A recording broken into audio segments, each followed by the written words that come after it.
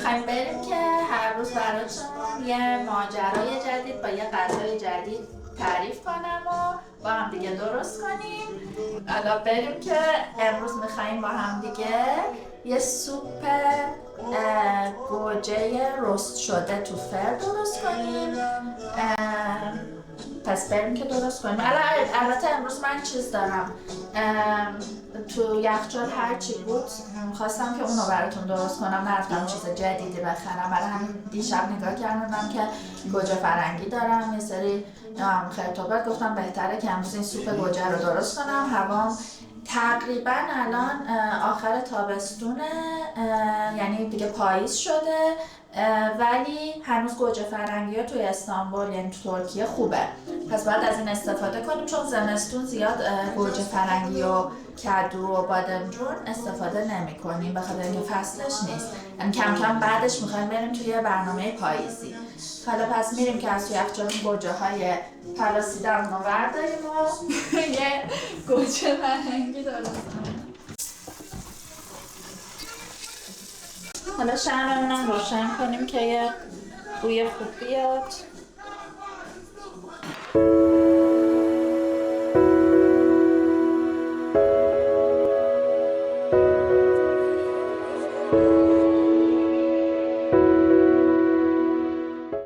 حالا به ترتیب روغن زیتون قشنگ میریزیم، بعد نمک،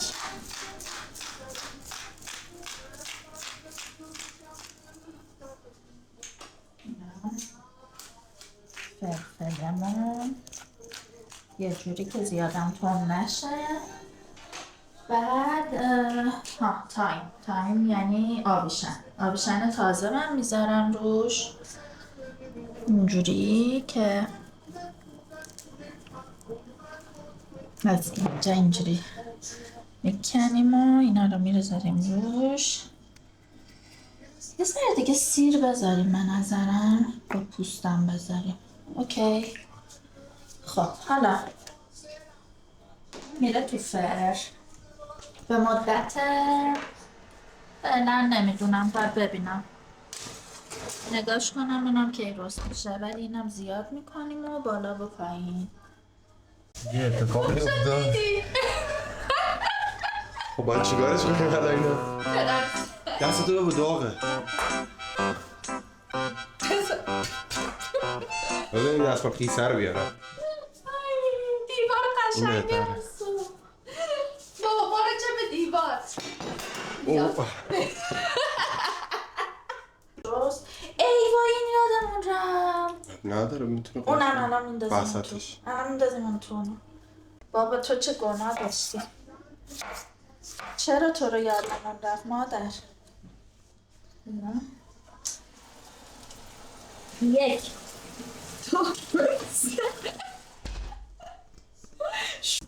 آقا پشت پرده آشپزها اینجوری آشپزی میکنن ها، من بهتون بگم واقعیت رو ببینید. واقعیت رو ببینید، اصلا خبری از اون چیز نیست.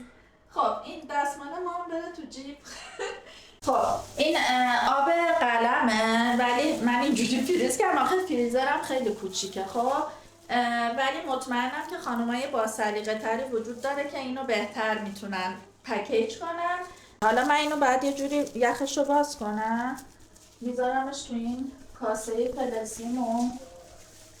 آها اینجوری، ولی خب چون پلاستیک رفته توش، بله طبق معمول، ولی ما اینو با آب جوش الان باز میکنیم. خب ببینین معمولا توی سوپ سبزیجات لازم نیست که حتما آب مرغ و گوشت استفاده کنیم. من چون داشتم الان دارم استفاده میکنم، و در ضمن چون که بچه‌ها قراره از این سوپ بخورن گفتم که خب یه کلاژنی هم توش باشه. کلاژن هم که دیگه برای استخوان، برای پوست، همه چی مفیده و که بره.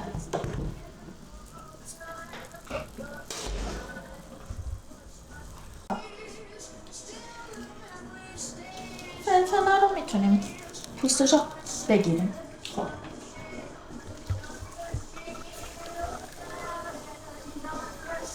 دستمون نسوزه.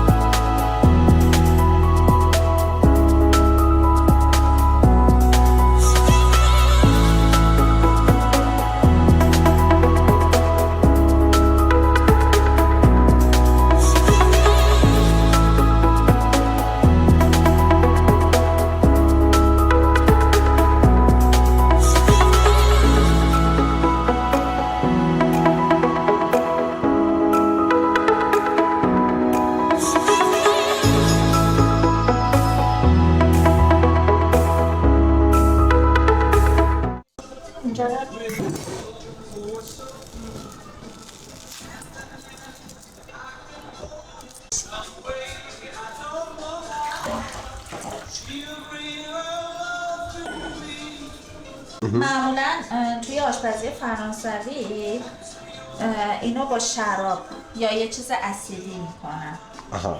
ولی که این تهش حتما دیگلیز بشه. دیگلیز کردن یعنی اینکه اون حالا میخواد گوشت باشه، مرغ باشه، سبزیجات باشه، این لذیذی که میره ته این دیگلیزش کنی، نندازی دور.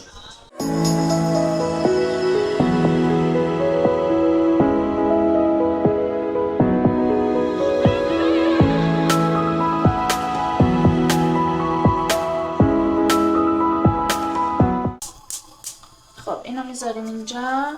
خب آبش هم ریختیم. حالا یه دونه لیمون.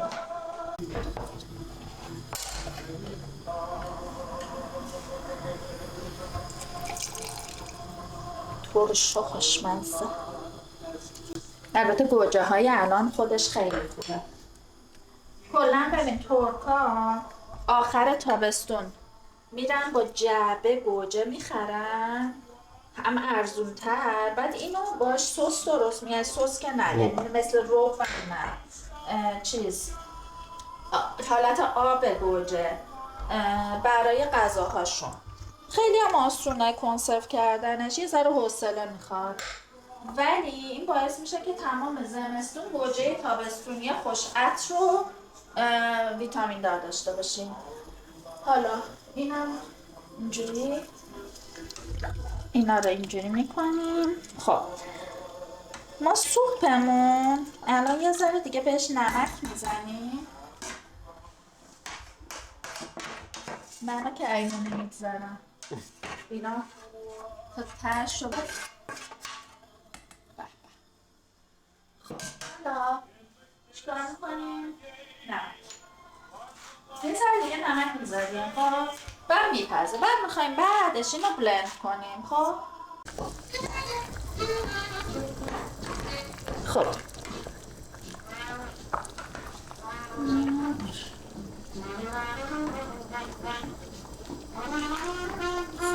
همون یه میکس میتونیم بکنیم.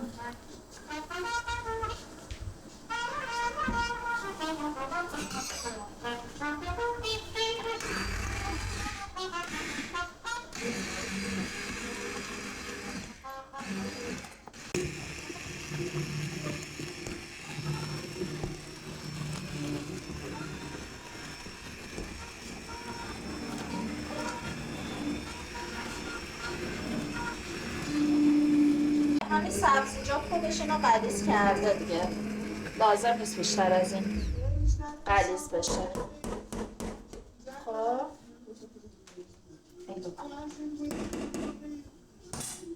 برگردیم اینجا.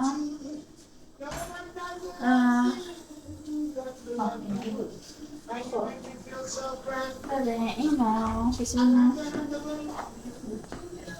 چیزش میره الان. خب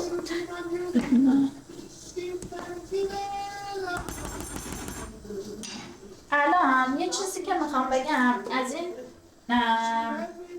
آرپا شهریه اسمشه، اسم ترکیشه، ولی یه نوع ورمیشل حالت ماکارونی کوچیک داره که ترکا توی برنجاشون هم تفت میدن میریزن، حتما دیدین. اینو من یه ذره تو سوپ گوجم میریزم چون بچه ها میخوان بخورن، اونا دوست دارن، ولی میتونین که نریزین، ساده میتونه باشه، ولی من یه ذره برای اینکه حالت ماکارونی و فان داره به اونا میگم سوپ ماکارونی که گورشون بزنن بخورن. یه ذره میریزم، یه چند تا که چیز بشه، یه ذره کربوهیدرات داشته باشه، ولی میتونیم که نریزیم. بچه داره بریزم. بعد حالا یه ذرم با این قراره، ببین این غلیظ بودنش اینه، به نظر من که خوبه. خب حالا یه دونه هم میچشیم ببینیم نمک و آب لیمو و فلفلش چطوره.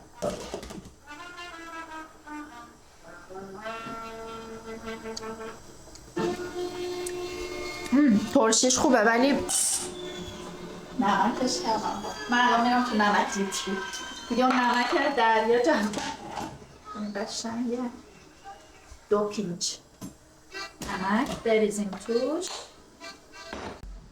یه دونه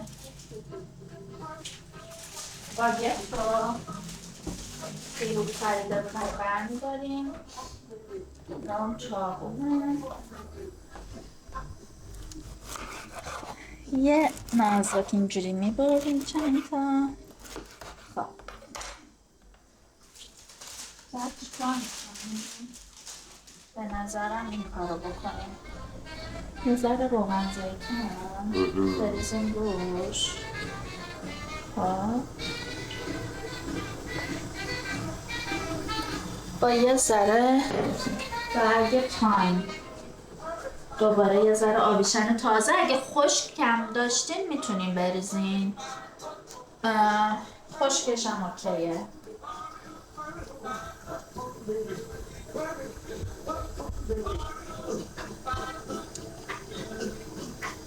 خب برای که تم بده یه ذره پپر خب چیکار کنیم؟ به نظر من بعدی نیست که اگه حالا من ایر فرایر رو استفاده میکنم ولی اگه نداشت نمیکنم میذارمش توی چیز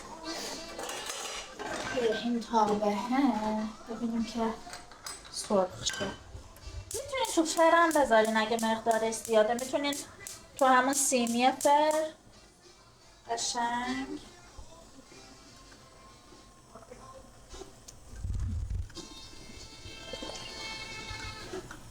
خب اینا رو بزنین سوپ داره میپزه اینا رو یه همی بزنین که اونا نره ته بچسبه این به قول معروف شهریه ورمیشلایه اسمشو باید پیدا کنم اینا یه جسم ایتالیایی داره اینا یادم رفته الان اسمشو بهتون میگم بعد نرم بذارم بریم تا بعد که سوپو سرو کنیم ها یه چیز دیگه میتونیم روش پنیر یه پنیر پارمسان یا پنیر چیز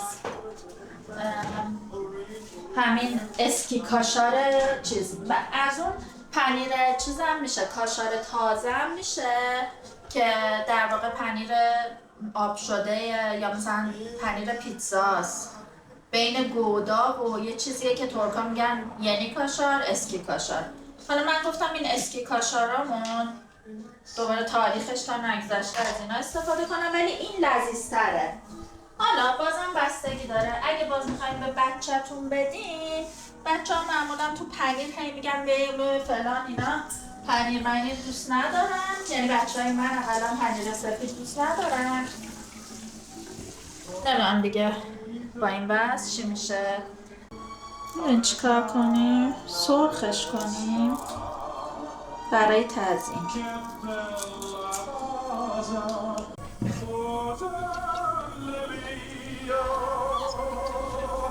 اینم ببینیم رنگ رو ببین قشنگ قرمز شد با اون گوجه های خوب رو ببینم آخه اینم پخته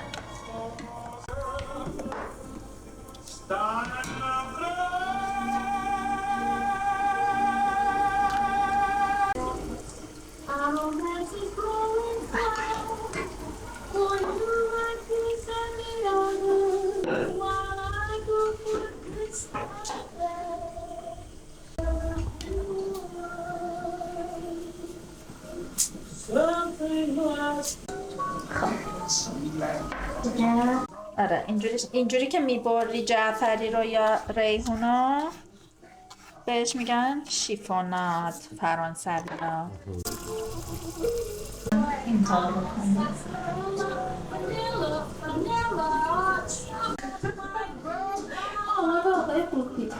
آها پیداش کردم